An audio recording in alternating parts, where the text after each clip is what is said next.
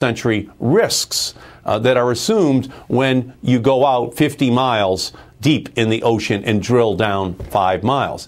So you need new safety technologies. You need new response technologies that will make it possible for us to be successful. In that first couple of weeks, BP was actually talking about nylons and hair that we could put out into the ocean. People thought that we would, at this point, be talking about the Apollo project and not Project Runway as a way of responding. And so we need to fund it with oil company money and then have independent researchers be able to develop the technology, the 21st century technologies that we will need to make sure that this does not happen again.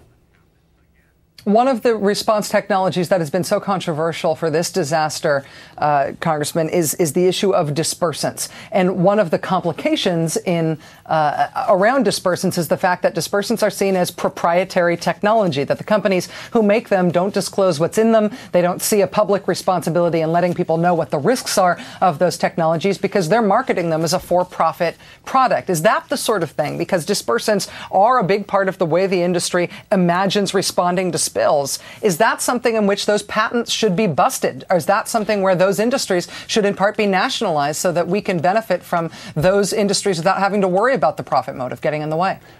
There is an historic science project going on under the ocean in the Gulf of Mexico. We have tens of millions of gallons of oil. We have natural gas. We are shooting it with hundreds of thousands of gallons of chemicals. It is creating underwater plumes.